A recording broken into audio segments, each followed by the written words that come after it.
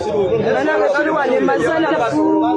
masanafu nga we mulaba emmotoka evudde eno waggulu n'eyingirira amaka g'abantu bonna abalimu bonna n'ebatta nga wogiraba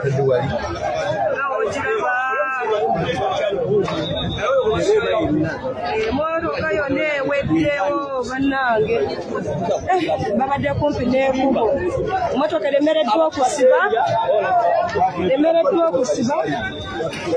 n'eyitawo buyisi bane n'erinnya abantu ennyumba yonna n'emmotoka yonna eweddewo nga we mugiraba nange abantu bafudde abaana babadde mu mayumba nga babaleseewo bafudde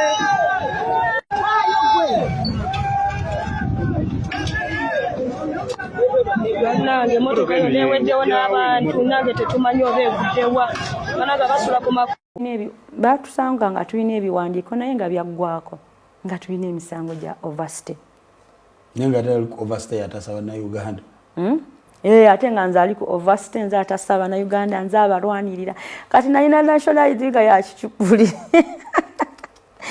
naye nebaza Mukama nti byonna twabiyitamu national ID gye wagenda nayo ebintu byange bye nagenda nabyo byonna we nali nziru Mwarabu bw'otuuka eyo akukwatako buli kimu n'osigala nga tolina kikwogerako era ne waba ofunye omukisa ogudduka okutaasa obulamu oba tolina biwandiiko nga bwe mumanyi buli ensi mubeeramu ba freelancers batuyambako ne batulaga ekyokukola okomawo Uganda after the deportation after deportation nga bumanyi ebintu by'okudiportinga bakudiportinga buli kimu okireseeyo emabega nalina kasawo kange abaya gye nali nnyambadde na simu zange 3 saalina mu ngatto nali mu bigere last year July 31st. So you've made a year here. Yeah. Overload. Ngenda kuweza nga 31 omwaka. Okay. Ntuuka ku kisaawa Entebbe airport. Actually, I had a lot of cargo. Nalina ebintu bingi bye nava nabyo Saudi Arabia. Koze ye Saudi. Anti naye nakomawo like njogera ku mbeera gye nayingiriramu Uganda. Okay. Naye nga ebikozesebwa by then my husband, by then ex-wange right now, yasobola okukola enteekateeka empeereza ebintu ebikozesebwa singa anaaba ntuse Uganda. Whereby liri ekkomera deportation tesobola kuwa bintu ebyo. Birina kusanga mu nsi. Kale olina bifu nange omaze kutuuka mu nsi yo. Watuuka ku immigration mu bigere nojjangato engoye biki? No, we natuuka ku migration ate aviation, police ya aviation ne bankwata nga balina emisango gye banteekako. Ejaji. Baali bantu bansibako ku omusango gwa human trafficking whereby nagezaako okubategeeza nti nze sitwalangako bantu mu nsi za wabweru, so ogwo omusango tegunvunaanyizibwako. So ne bantwalawo ne baŋŋamba teri muntu asobola kubeera deported with all these bags because nalina ensawo 8 ez'engoye ex-wange ze yali ampeereza nga mulimu ebintu byange ebyokozesa nga omanyi omuntu abadde owakabi because I'm a star nali neetaaga ebintu. Why do you call yourself a star? Because I am. Church could describe being a star. Actually when I left Saudi Arabia nali nwalirira eddembe ly'abantu. Does that qualify you to be a star? Yes, and I did a lot of things. Nayamba abantu bangi. When I'm in Saudi Arabia. We bankwatira ekiyumba kyange kwali kutuddeko abana Uganda 307. Humanitarian ne star nabange byawukana. I don't know, but I think by then I was. Because nalina sente ate nga nzirya n'abantu nga nzigaba nga nsobola okukola live nengaba obukadde 5. Kankuyita humanitarian. Yeah, I think so. Kale. So, we natuuka wano nesanga nga bantaddeko emisango.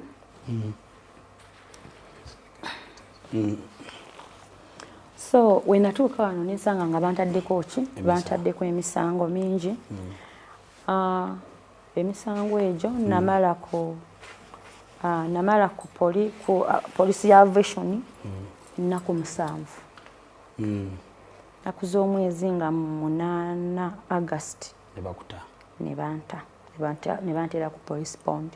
era nagenda ndipotinga paka we bagula omusango. So kwegamba kino kye tulaba ekyakutuuseko si kipya. Actually si kipya. Kati ate embeera zino zisingagana. Ne Saudi Arabia deportation gye nalimu lirikomera ate terimanyi luzira. Yeah. Asoyagala ka? No. Esonguma.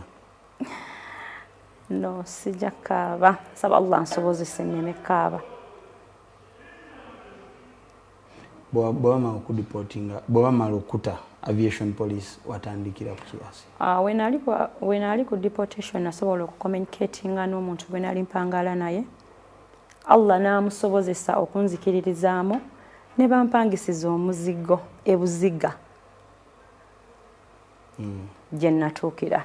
Nasanga bamala dde okunteekerateekerayo omuzigo gwange omwali ebintu eby'omu nnyumba era we natuukira ebuziga mu muzigo. So Don Asi akomawo Uganda nga ayambibwako buyambibwa ate nga yali ayamba bannayuganda? No, actually nali siyambibwako buyambibwa wabula natolanga order kozi nalinayo ssente empitirivu ezikyaliyo paka kati kozi project ekyatambula naye nga omanyi nti tubeera n'abantu nga balina ebigendererwa byabwe mu bulamu bwaffe. Brian osobola okujja mu bulamu bwange naye ng'olina tageti zo. Era omuntu oyo abeera mugumiikiriza nnyo paka nga agusizza ensonga ye. Ekisi wange yali mugumiikiriza nnyo anti yankola ebintu nendowooza nti I think ntuuse nfunye omuntu gwe nali nsuubira okubeera naye. But later I regret. Lwaki nti yalina ensobi yekka gwali mutuukivu 100%? Nze saalina buzibu. Obuzibu bwe nalina Allah kunsitula nnyo. By then nfuna sente mpitirivu ate nga yo zaatafuna. Sente mmeka ze wafuna ezo zikugezaako nti zaali nyingi? Nali nfuna sente ku myaka gye nali nina bwe mba nga nali nsobola okwata milioni 5 omwezi. Zaali sente. Salawo mani ne saawa eno? Zaali sente. Yeah. Zaali sente. Olinga zikola mu ngeri ki? Kati sente zino nalinga nzikola mu ngeri y'okugatta obwongo. Kyetwagala omanya because of inspiring abantu. Ng'ogyeko okuba nti I was hosting girls nti buli omu asasula rent emitwalo 2 buli mwezi nga kwotadde n'okulya. Njagala obalimu bw'oba ng'olina abaana bo hosting nga 3-7 naye nga buli mwezi osolonza emitwalo 2. Miliyoni nga si 6 kudaago?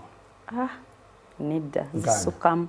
Like 60 plus? Yeah. Okay. Kati mukama wakuyamba oba 150 be basasuddeko rent kozi si bonna nti bajja kusasula.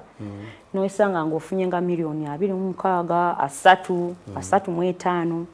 Then n'ogatako bino omwana ali ku location, mama njagala ebizigo, mama njagala African food, mama njagala kino, mama I saw this dress lwabadde lulungi.